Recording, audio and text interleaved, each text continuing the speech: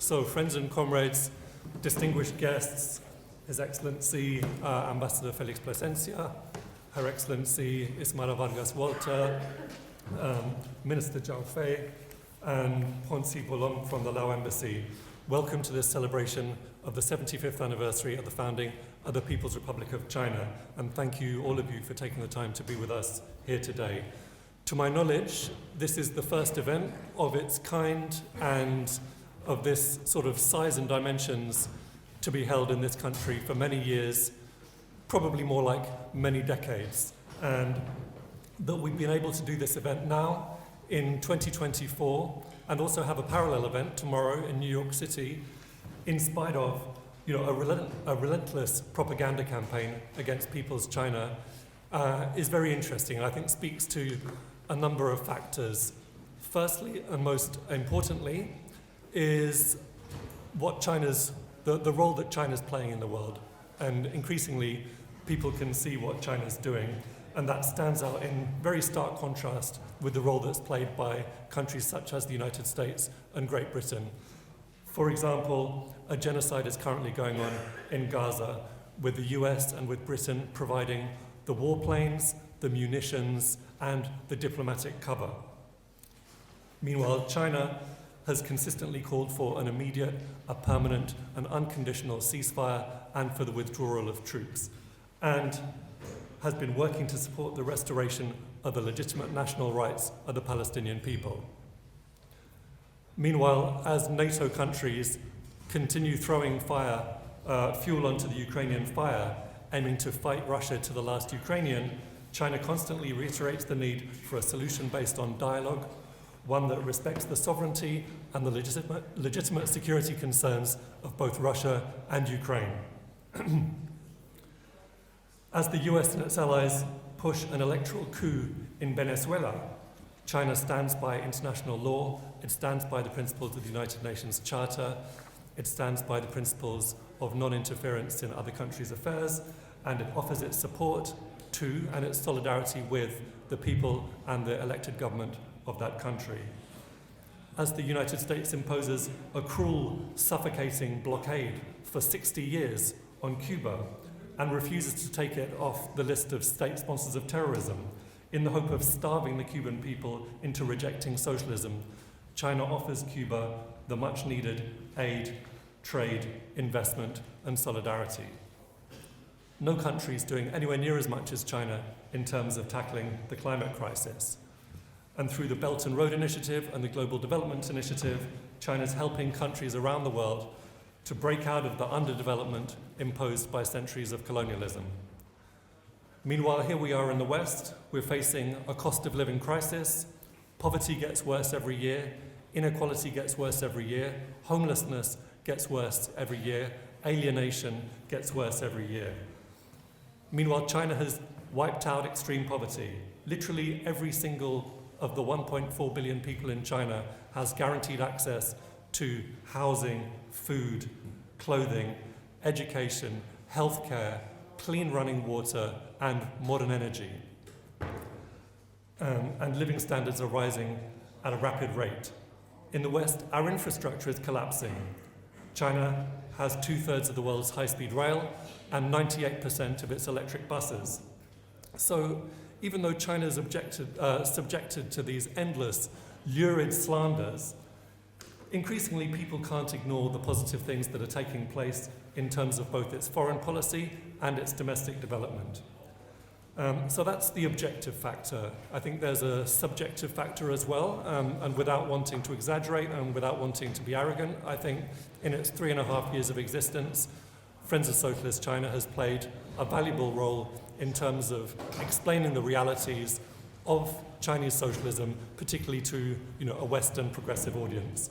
And the Morning Star, the Communist Party of Britain, and other groups have also been doing great work along those lines. So it's really a milestone that we've been able to successfully hold an event like this, and I very much hope that there'll be many other similar events to come. Of course, organising any event is not without its difficulties, and on behalf of Friends of Socialist China, I would like to thank our co-organisers, the Communist Party of Britain, and also the supporting organisations, the Morning Star, the Indian Workers' Association, the International Manifesto Group, and the Young Communist League. But I must express our particular thanks to Comrade Ambassador Felix Plasencia and all the staff at the Venezuelan Embassy and here at Bolívar Hall, who've been so generous and so kind and so helpful and in making this wonderful venue available to us, and without whom I don't think it would have been possible to actually hold this conference here today. So thank you very much to our Venezuelan community.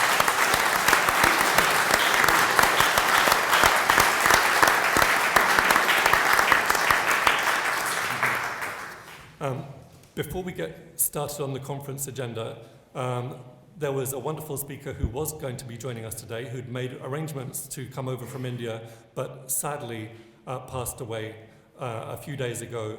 Comrade Sitaram Yechury, General Secretary of the Communist Party of India, Marxist,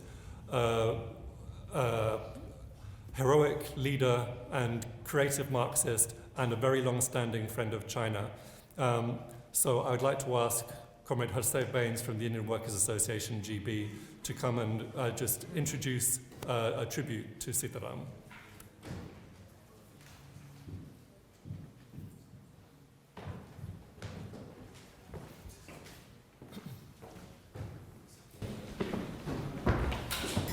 Comrades and friends, members of the Presidium, Your Excellencies, this is a message that I didn't think I would have to deliver, because as has been said by the Chair, Comrade Carlos, we did expect Comrade Sitaram Yechury, the General Secretary of the Communist Party of India Marxists, to be here present himself.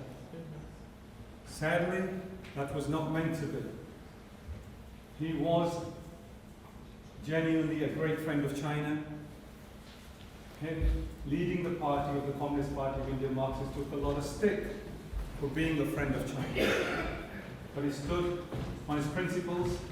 He's the only person that I know living at the moment out of our party, of the Communist Party of India Marxists, that met Premier Deng in 1987 when he had barely entered the Central Committee. As a Central Committee member, Comrade Sitaram Yechury went to China and met with Comrade Deng. This was soon after the falling of relations of the Communist Party of India Marxist and the Communist Party of China. From there on, the relationship strengthened. Comrade Yechury had a massive role in strengthening the relationship between China and India.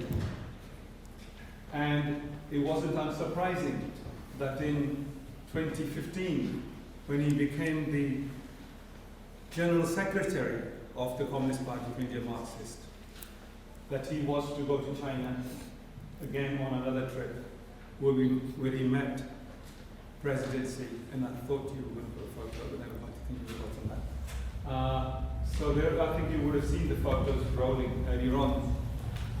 But he met Comrade Xi in person and discussed the issues that have just been raised here just now, some of those issues and much, much more. Comrade Yechury is a much-loved leader and will forever remain a much-loved leader of the masses in India, for he believed in building a revolutionary party with a mass line.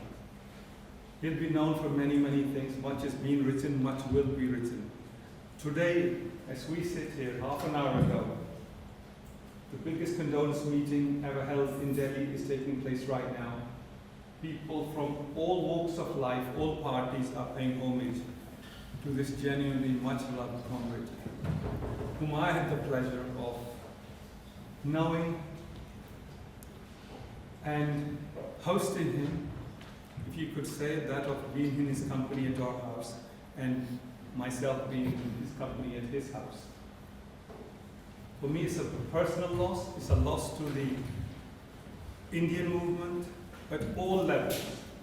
At all levels, and I genuinely mean at all levels, from students, youth, women, movie industry, every industry you could possibly think of, food industry. As a great Marxist, a great speaker, a great teacher, he could have easily been a professor, completed his PhD at JNU, but yet he chose this path of politics, which took him right around the world, in Latin America soon, He's a friend of everyone. And I really don't have the words to sum him up, but I'm going to stop here because we're already late with the conference and we need to get on with the business of the day. I'd like for you to stand for 1 minute in silence to remember this time.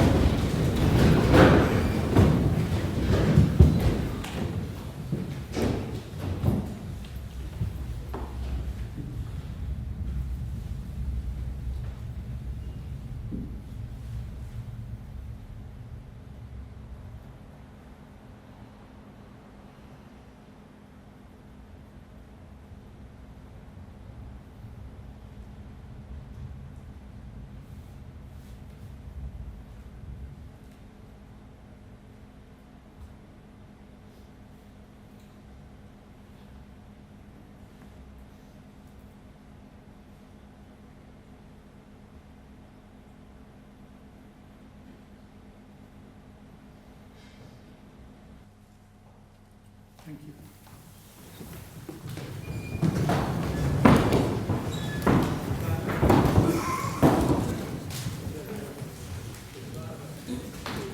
Thank you very much, Harsev. Next, to open up this panel, I would like to ask Minister Zhao Fei, who is Minister of the UK Embassy of the People's Republic of China, to say a few words.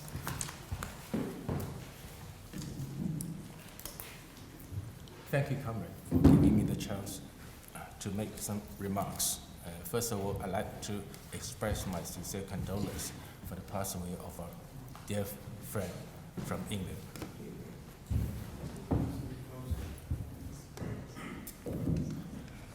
So, dear Keith Bennett, comrades and friends, good morning. It's my great pleasure to attend today's event hosted by the Communist Party of Britain and friend of Socialist China, and join all the friends to celebrate the 75th anniversary of the founding of the People's Republic of China. On behalf of the Chinese Embassy in the UK, I would like to express my heartfelt thanks to friends who have long cared about and supported the development of China and China-UK relations. Since the founding in 1921, the Communist Party has remained true to its original aspiration and mission of seeking happiness for the Chinese people and rejuvenation for the Chinese nation. The CPC led the Chinese people in their arduous armed struggle and finally succeeded in establishing the People's Republic of China in 1949. The 75 years since the founding of the new China are precisely the years in which the CPC has continued to fight and strive for the happiness of the Chinese people and the rejuvenation of the Chinese nation. Over the past 75 years, under the strong leadership of the CPC, China has created two miracles of rapid economic development and long-term social stability, and made great achievements that go down in history. Since entering the new era, under the strong leadership of the Party Central Committee with Comrade Xi Jinping at its core, China has won the largest battle against poverty in human history, completed historic tasks of building a moderately prosperous society in all respects, and achieved the first centenary goal. The course of the party and the country has achieved historic achievements and undergone historic changes, and the great rejuvenation of the Chinese nation has entered an irreversible historic process. Today's China is full of vigor and vitality. Our economy is the second largest in the world, and our contribution to the world economic growth has remained above 30% for many years running. And our people's sense of fulfillment, happiness, and security has been enhanced. Since the beginning of this year, facing the sluggish global economy and the turbulent international situation, Chinese economy has been making steady progress. In the first half of this year, our GDP grew by 5%, This impressive performance has been an anchor and driving force for the world. Comrades and friends, the 75 years of New China have been the years of long-term planning and pragmatic progress. In each period of socialist construction and reform, the CPC has been far-sighted and down-to-earth, leading China to achieve its goals, major and small, step by step, with both courage and ability. The 20th CPC National Congress, held about 2 years ago, established the central task of realizing the second centenary goal of building China into a great modern socialist country in all respects, and advancing the rejuvenation of the Chinese nation on all fronts through a Chinese path to modernization. Chinese modernization contains elements that are common to the modernization processes of all countries, but it is more characterized by features that are unique to the Chinese context. It is the modernization of a huge population, of common prosperity for all, of material and cultural ethnical achievements, of harmony between humanity and nature, and of peaceful development. Advancing Chinese modernization is a whole new endeavor. On the journey ahead, we will inevitably be confronted with problems, risks, and challenges. To effectively deal with risks and challenges and turn the vision of Chinese modernization into a reality, we need to uphold the fighting spirit and further deepen reform comprehensively, so that we can create sound institutions to provide solid support for advancing Chinese modernization. Not long ago, the 20th CPC Central Committee held its third plenary session and made strategic plans for further deepening reform comprehensively. More than 300 important institutional and structural reform measures have been put forward, covering a wide range of areas such as economic, political, cultural, social, and ecological ones, and those related to national security, defense, and party building. The overall objective has been set out, that is, to improve and develop socialism with Chinese characteristics and modernize our system and capacity for governance. The timetable has also been spelled out. We shall have completed the reform laid out in the resolution in the next 5 years, and by 2035, we'll have finished building a high-standard socialist market economy in all respects, further improve the system of socialism with Chinese characteristics, generally modernize our system and capacity for governance, and basically realize socialist modernization. All of this will lay a solid foundation for building China into a great modern socialist country in all respects by the middle of this century. We believe that with the implementation of these reforms measures, China's productive forces will be further unleashed. The vitality of society will be further boosted, and more benefits will be brought to the people. And these reforms will provide stronger impetus and institutional guarantee for China's modernization. China's development and advantages will be more obvious in the future. Comrades and friends, the 75 years that New China has gone through have also been the years of seeking progress for mankind and world harmony. As early as 70 years ago, the Chinese party and government put forward the 5 principles of peaceful coexistence, advocating for peaceful coexistence among countries on the basis of equality and mutual respect. In today's world, multiple challenges and crises are intertwined. China will continue to pursue an independent foreign policy of peace, uphold the basic norms of international relations, safeguard international fairness and justice, and oppose hegemony and power politics in all forms. China will continue to pursue a vision of global governance, featuring shared growth through discussion and collaboration, call for an equal and orderly multipolar world and a universally beneficial and inclusive economic globalization, promote greater democracy in international relations, and work to make global governance fairer and more equitable. Excuse me. China will continue to promote the shared values of humanity, advance high-quality Belt and Road cooperation, implement the Global Development Initiative, the Global Security Initiative, and the Global Civilization Initiative proposed by General Secretary Xi Jinping, and work for an open, inclusive, clean, and beautiful world of lasting peace, universal security, and shared prosperity.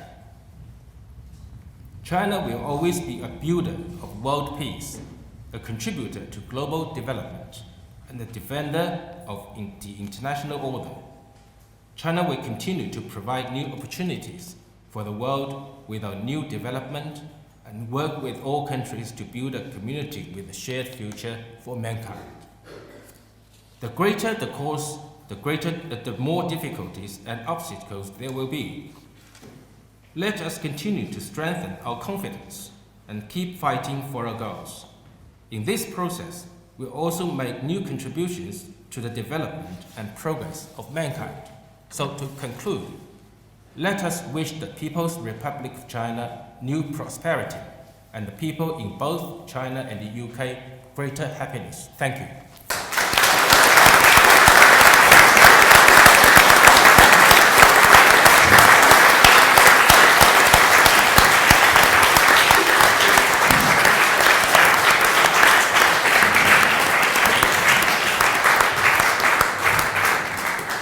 Thank you very much, Minister Zhao, for that extremely informative, comprehensive, and very inspiring assessment and summary of the state of China and China's role in the world.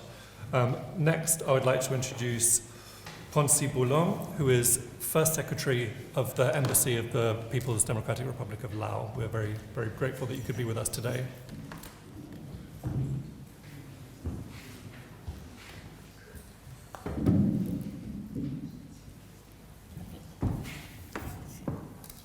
Good morning, Embassy Ambassador, Excellency Ambassador, colleagues from diplomatic corps, dear colleagues. At the outset, I would like to apologize that Ambassador Domini is unable to join us today due to his earlier commitment in Scotland. I have a great pleasure and honor to attend this important event today. On behalf of the Embassy of Laos PDR, I would like to convey my heartfelt congratulations to our Chinese colleagues and friends on the 75th anniversary of founding of the People's Republic of China. Under the leadership of the Communist Party of China, it has made a great number of impressive accomplishments in securing national stability, peace, and economic growth. China embraced the centenary of Communist Party of China and ushers in new era of socialism with Chinese characteristics and build a prosperous society in all aspects. This is a historic accomplishment by the Communist Party of China and the Chinese people striving for unity and raising a high profile of China in the world, especially economic development.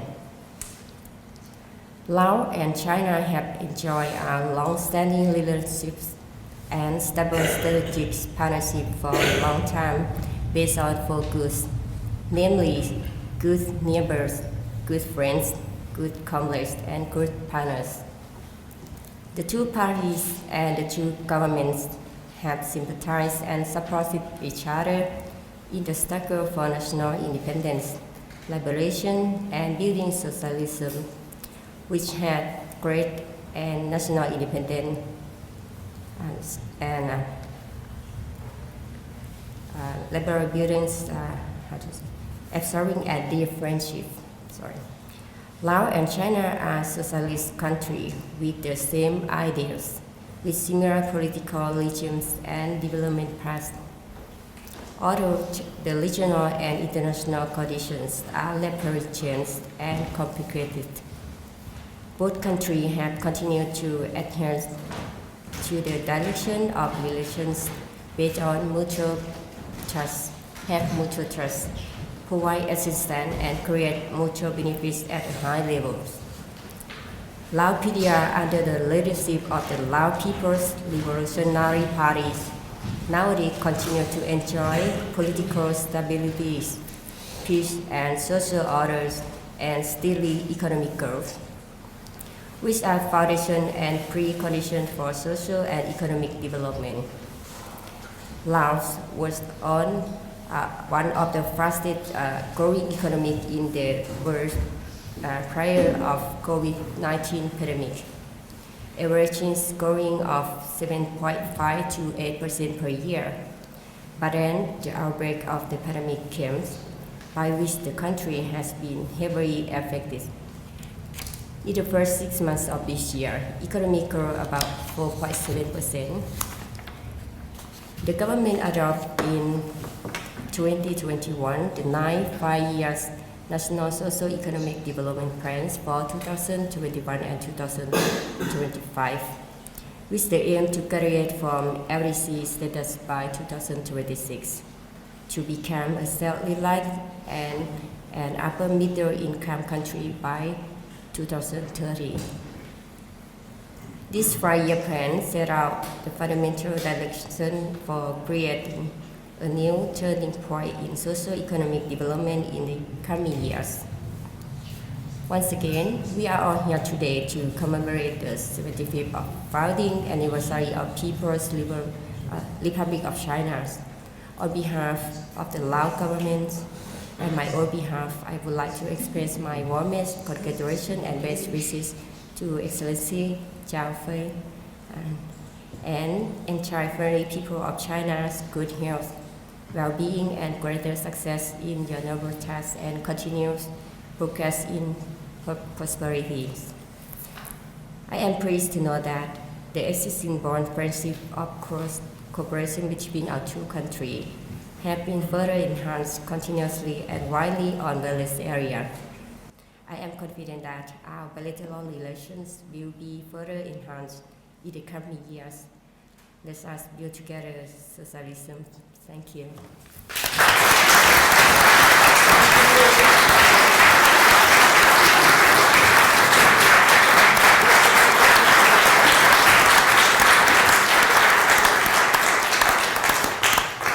Thank you so much, Phonesy Boulom. Next, I'd like to invite Felix Plasencia to speak. His Excellency Felix Plasencia is an ambassador. He's head of mission at the Embassy of the Bolivarian Republic of Venezuela, and he's also been previously ambassador of Venezuela in the People's Republic of China. So we're very grateful to have him with us.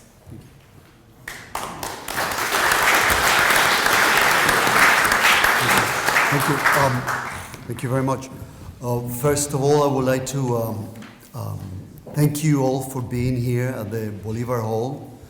I'm sure you've been here before, but since I arrived to the UK 4 months ago, this is the first event with this warm and quality and that expresses this commitment that we're doing here today. So I'm very happy and very thrilled and excited that we're finally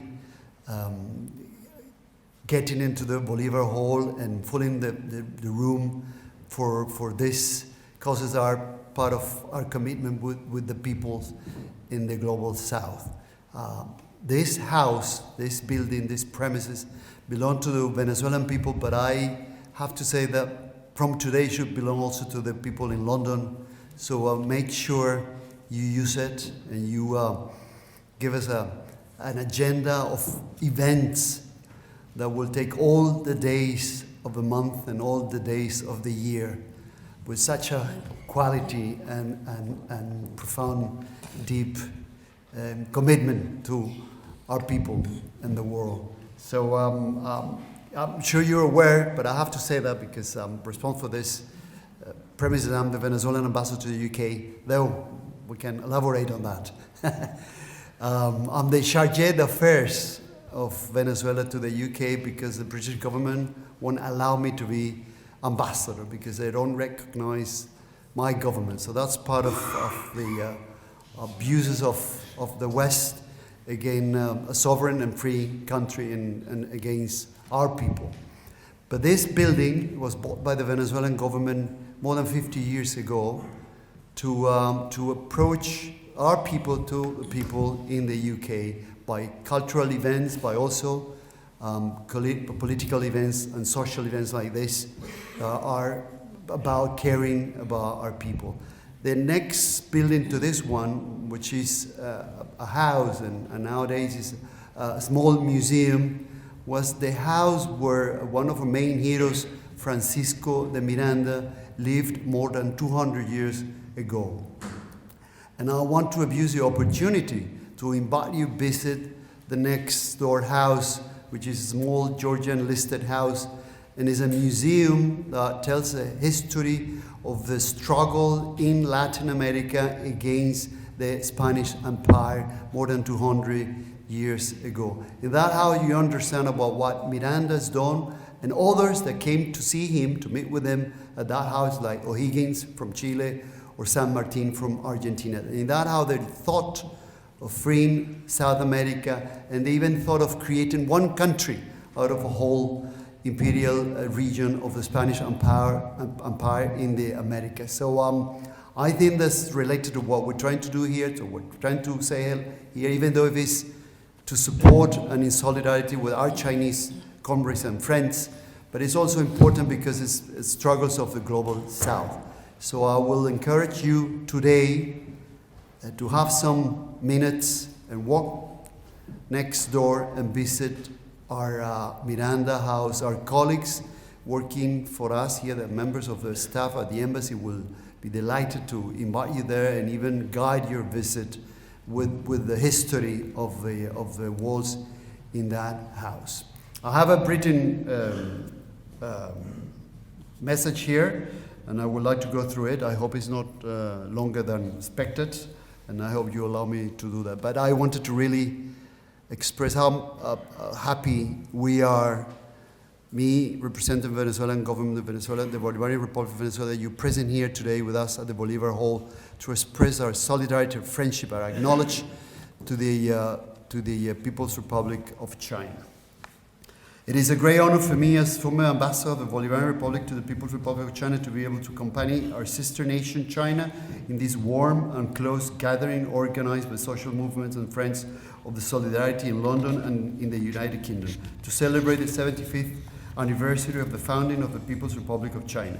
This significant date for the Chinese people and government reminds us of the greatness of the Chinese nation, which we in Latin America, and particularly in the Bolivarian Republic of Venezuela, recognize for its millennia of historical greatness and contributions to the development of humanity.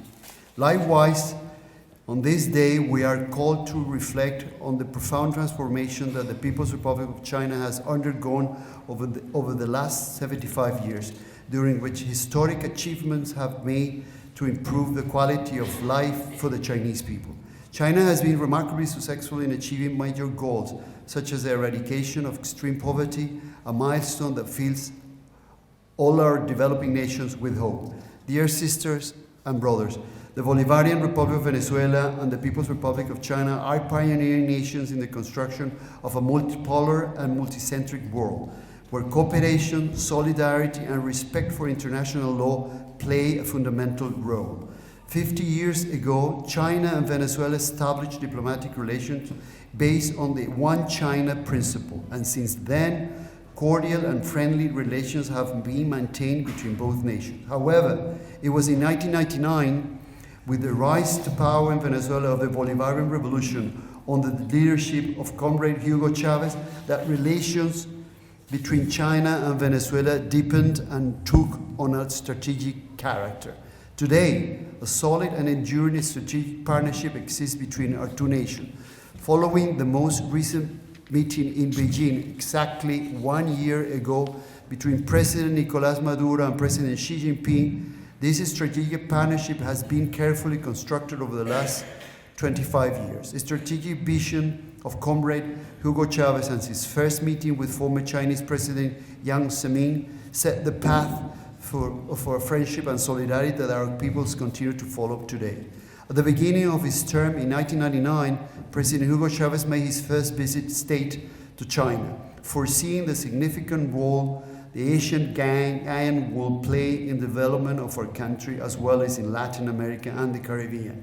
Today, China, the world's second largest economy, is committed to contributing to the defense of multilateralism, sovereignty, peace, and cooperation with developing countries.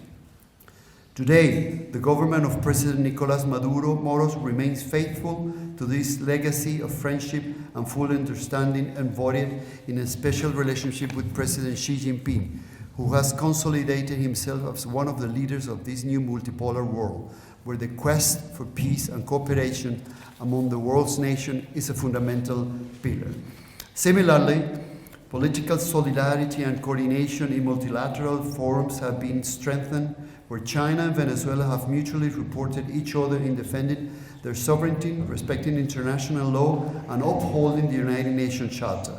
Venezuela has also actively supported the initiative proposed by President Xi Jinping to promote global cooperation and development, such as the Belt and Road Initiative and the Global Development, Security and Civilization Initiatives, all aimed at building a community with a shared future for humanity. Moreover, our country adhered in September 2024 to the Initiative for New Industrialization Cooperation proposed by China at the second Forum of Partnership for the New Industrial Revolution held in Fujian. Venezuela has also reaffirmed its commitment to the One China principle, categorically rejecting any attacks on China's territorial integrity. In turn, China has rejected the imposition of unilateral coercive measures and interference in the internal affairs of our country, with particular emphasis on President Xi Jinping's recent endorsement of President Nicolás Maduro's victory in the presidential elections of the 28th of July this year, which we deeply appreciate. Dear friends, faced with the many and complex challenges that our country has encountered since the imposition of illegal and arbitrary unilateral coercive measures against the people by Washington and its allies, China has consolidated itself as a true friend and a beacon of hope for sovereignty, for sovereign nations and governments still striving for full independence. During the COVID-19 pandemic, in the face of evident inequalities and the growing tendency of some states to resort to unilateralism to hinder our nations in their quest for the well-being of our people, we double our efforts alongside China to protect our population. Thanks to China, Russia, and our sister Republic of Cuba, the Venezuelan people were able to access vaccines and medicines to care for our population during these harsh times. For this reason, Venezuela reaffirms its commitment to raising its voice to promote, preserve, and strengthen multilateralism as the most inclusive framework to address together and on the basis of international law issues that, in an increasingly globalized world, concern and affect us all. Only then will we achieve our common goal of establishing a peaceful and prosperous world with a just and equitable global order. Thus, today, on the 75th anniversary of the People's Republic of China, we reiterate our gratitude and brotherhood with the Chinese people and government. At the same time, we reaffirm that our doors are open for the deepening of a mutual and beneficial cooperation between China, Venezuela, and between China, Venezuela, and Latin America and the Caribbean. Thank you very much.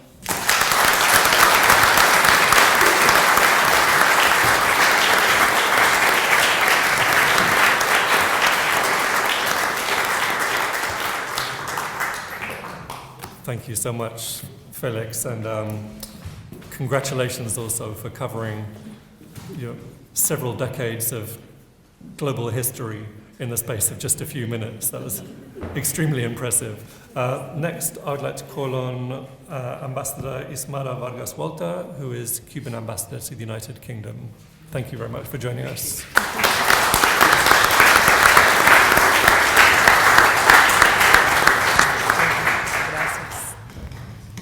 Thank you so much.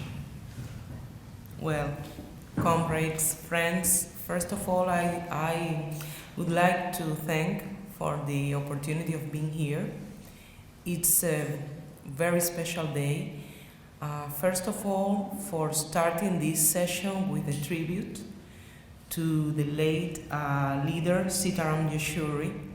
And as a Cuban, I have to say that there are very special bonds with our country as well, and beautiful, very touching anecdotes of the meetings between leader Yechury and our leader Fidel Castro. They were truly friends.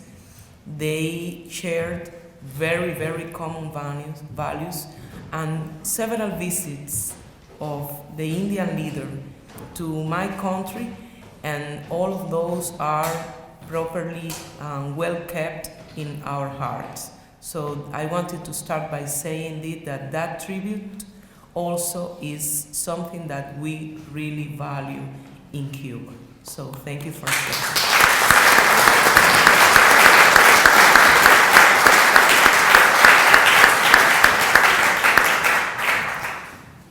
But as I said, it's a special day for other reasons.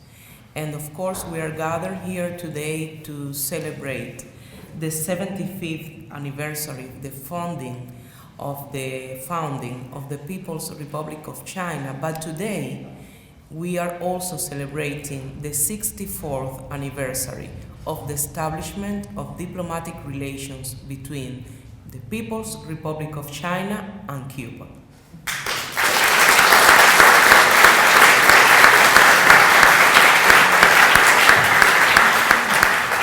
So you may imagine how excited and encouraged we felt when we realized that this meeting was going to take place this particular morning. As I said, it's a great honor to be here with you today. And we wanted to say also that when the People's Republic of China was founded in 1949, it marked the triumph of the indomitable spirit of the Chinese people in their struggle for sovereignty, dignity, and a future free from colonialism and imperialism domination.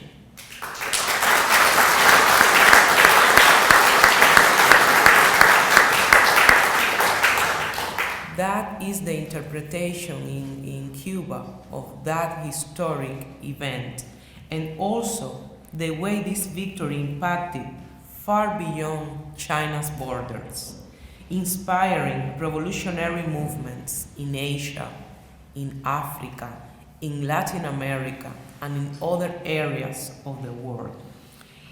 China has been a beacon of hope for the oppressed, demonstrating that unity, determination, and shared socialist vision can change the course of history. In 1959, 10 years after China's victory, the Cuban Revolution triumphed under the leadership of our commander-in-chief, Fidel Castro Ruz. Our revolution was a direct challenge to the US imperialism, and still is. In the heart of Latin America, in 1960, Cuba became the first country in the Latin American region to recognize the People's Republic of China, cementing a partnership based on revolutionary solidarity. Despite our geographical distance, Cuba and China has been united in a common struggle, the struggle against exploitation, foreign domination, and the capitalist system that seeks to divide and subjugate the people of the global South. The bonds between Cuba and China have grown stronger over the decades, nourished by mutual respect and shared principles. Since the early days of our revolutions, China has extended a hand of friendship to Cuba. China's support for Cuba in overcoming the devastating effects of the US blockade has been invaluable. Cuba has stood with China in international fora, defending its sovereignty and also promoting the vision of a multipolar world in which the nations of the global south can thrive free from the chains of imperialism. However, despite the indomitable spirit of our people, we continue to face unjust actions aimed at undermining the sovereignty of Cuba. Cuba continues to be arbitrarily designated as a state sponsor of terrorism. It's a baseless designation, but deeply unfair as well. This false narrative is part of the broader strategy of the US imperialist aggression aimed at destabilizing and suffocating our economy. And my comrade and friend, Ambassador Plasencia, has mentioned how these same attempts have been underway against Venezuela. So as you see, it's a course of action. This criminal blockade has been in place for more than 6 decades, as you all well know. And to be clear, this label has nothing to do with terrorism. This label has everything to do with punishing Cuba for daring to build socialism on its own terms so close to the US, despite it's not what they are willing to accept. China has been a determined force in promoting global solidarity. And at the heart of the struggle for a more just and equitable world is the rise of in the global south. Countries like Cuba, Venezuela, and China, along with many others in Latin America, Africa, and Asia, are asserting their right to determine their own future. And we have to do that. That's the best way. The struggle for multipolarity is the struggle for a world in which no single nation or bloc of nations can dictate the fate of others. That is something that China has also been standing for, along with Cuba, Venezuela, and other brothers and sister nations. China has been a powerful advocate of this new multipolar world order. Its policy of peaceful development and win-win cooperation stands in sharp contrast to the coercion and militarism that define imperialist relations. China's partnerships with nations in the global south are based on the principles of mutual respect, number one, non-interference in internal affairs, number two, and solidarity above all. Those principles are all also embraced by Cuba, Venezuela, and other sister nations. As we celebrate the 75th anniversary of the founding of the People's Republic of China, we must remember that our struggle is far from over. The forces of imperialism are relentless, but so is our determination to defend the sovereignty of our nations, the dignity of our peoples, and the road to socialism that we have chosen. The friendship between our nations is a testament to what can be achieved when we stand together in solidarity. It's a reminder that internationalism is our greatest strength. No matter how small or isolated a country may seem, let's continue to deepen our ties, strengthen our solidarity, and continue to struggle for a world free of exploitation and imperialism. Thank you very much.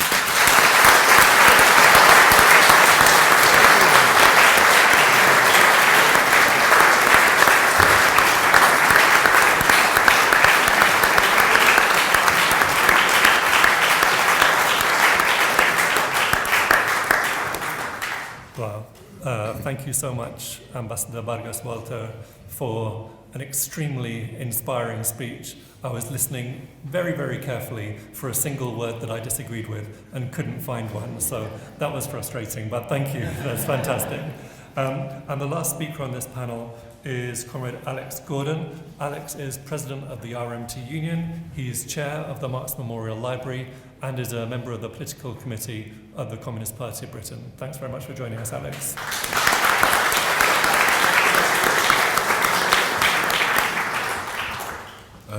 Thank you, Carlos, Chair, Minister, Your Excellencies, comrades, friends. On behalf of the Executive Committee of the Communist Party of Britain, I want to pay tribute to the great work of our late comrade, Sitaram Yechury. Communist Party of Britain's General Secretary, Robert Griffiths, has already written a tribute and a eulogy to Comrade Sitaram, which was published in the Morning Star newspaper last week. Comrade Sitaram was a friend of China, but he was also a friend of communists in Britain, and he did so much to strengthen and deepen the links between the Communist Party of Britain and the Communist Party of India Marxist. Vale, comrade.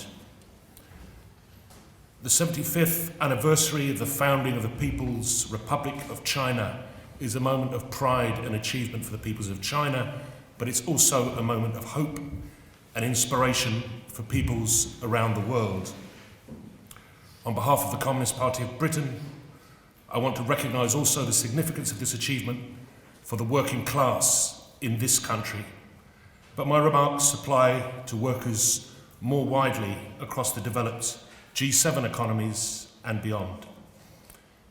In his May Day greeting this year to China's working people, President Xi Jinping called on them to actively participate in advancing Chinese modernization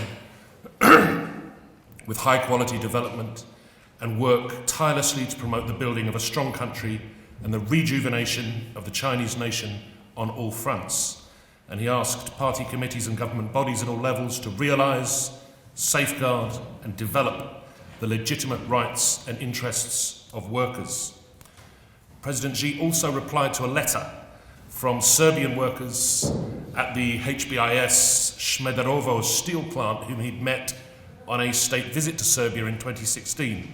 And Xi told the Serbian steel workers, "It is a great pleasure to learn that the steel plant has turned losses into gains quickly after the investment of a Chinese-funded enterprise, with jobs of more than 5,000 employees guaranteed and thousands of families enjoying a peaceful and happy life. The development of the plant cannot be achieved without the dedication and hard work of the workers who've been working diligently for the quick growth of the steel plant and have written a new chapter for the ironclad," I think that was a pun, "friendship between China and Serbia. I give you the thumbs up." Now, President Xi visited Serbia in May this year to coincide with the 25th anniversary of the US-led NATO bombing of the Chinese embassy in Belgrade, which claimed the lives of 3 Chinese citizens and wounded others. And I vividly recall being shown the still shell-damaged building in Belgrade by Serbian comrades when I visited in 2010. Of course, it is natural and to be expected that the continuing strong growth of China's economy, its accelerating developments in new technological and scientific fields, as well as the great achievements by Chinese sportsmen and women and cultural initiatives, is observed with great interest by workers in capitalist societies. This is a thriving society that cares for its people.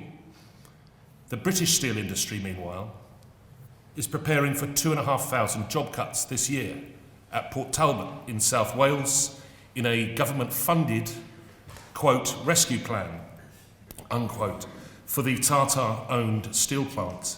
The imminent closure of those blast furnaces at Port Talbot and Scunthorpe will end primary steel production in Britain, marking a definitive moment in the de-industrialisation of this country, which has been the policy of the British ruling class for 40 years. It is not just in Britain where decline follows deindustrialisation. In Germany, France and Italy, the economic policies of the European Union tied to the priorities of US foreign policy, have atrophied growth and vetoed public investment in new green technologies that we need to achieve the zero carbon emissions targets that Britain has set as a result of the Paris Climate Change Accords. Almost one year ago, the then Prime Minister of Britain, Rishi Sunak, chose to announce that he was scrapping the high-speed rail connection to Manchester, HS2, while he was addressing his own Tory party conference at Manchester Central Convention Centre, formerly Manchester Central Station. I'm not sure what the Chinese word for chutzpah is. For 15 years, UK banks and monopolies have pocketed billions in fees, consultants, lawyers, for consultants, lawyers, contractors, and inflated property prices from HS2. Originally planned to link Glasgow, Edinburgh, Leeds, Manchester, and London within 90 minutes, in 2010, the Department for Transport's high-speed rail command paper called for a new British high-speed rail network connected to the wider European high-speed rail network via High Speed 1 and the Channel Tunnel. In 2012, it was estimated that direct trains, high-speed trains from Leeds and Manchester to Paris would take 3 hours and 38 minutes. Birmingham to Paris, a mere 3 hours and 7 minutes. And then, in 2014, the government cut the link with Europe from the high-speed rail bill. The vultures today picking over HS2's carcass are a perfect symbol for the short-term capitalist opportunism and absence of central state planning which rules in this country. In the decade it took to turn HS2 from a rail infrastructure project into luxury homes opportunities in Euston, China developed a 40,000 kilometre publicly owned high-speed rail network, the largest in world history, using breakthrough technologies such as super-thin, large, hollow aluminium to build aerodynamic nose cones. China's latest Fuxing bullet train reaches speeds of 350 kilometres an hour to slash travel times on the 818-mile Beijing-Shanghai route from 37 hours to just 4 hours.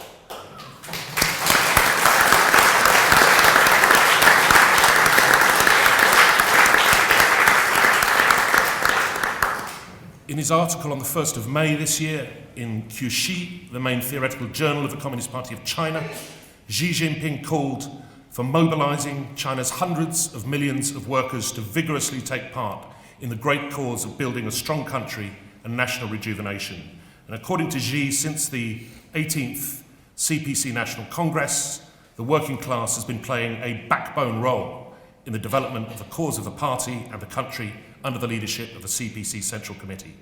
The Chinese workers' movement has made historic achievements, and the work of trade unions has made comprehensive progress. And I want to say a word about trade unions, because Xi has said trade unions should earnestly safeguard the rights of workers and strive to solve practical problems concerning their vital interests, in particular for workers in new forms of employment. And he's called on party committees at all levels to strengthen leadership over trade unions and their work, and government bodies at all levels should help trade unions solve workers' difficulties and problems. In May this year, the All China Federation of Trade Unions initiated the first collective contract for truck drivers nationwide with a company called Ligori Logistics. This contract will cover 3.8 million drivers on Ligori's digital freight transport network. This marks China's domestic freight transport industry's first attempt to cover truckers' rights on a national scale. The workers of Britain are lied to repeatedly by UK, state and corporate media that China's continued growth and success is a threat to their jobs and their futures. The truth is the opposite. China's example, 75 years on from the Chinese Revolution, is an example and an inspiration to workers worldwide, but particularly in Britain, where our own economy has been sabotaged for the last 40 years, at least, by policies aimed to privilege the financial sector over the interests of the mass of the people. We call on workers to resist the lies and propaganda of imperialism, which aims to make us all blind to to the real causes of poverty and stagnation in our own societies. Celebrate the achievements of the PRC over 75 years, emulate the victories of the Chinese people under the leadership of the CPC. Let's go forward together, comrades, to socialism.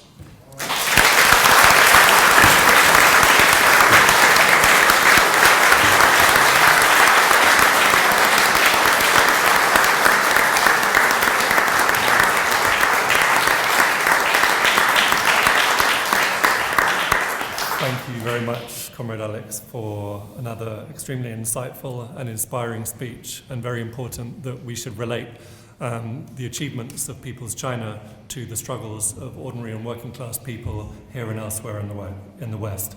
That speech brings this opening session to a close.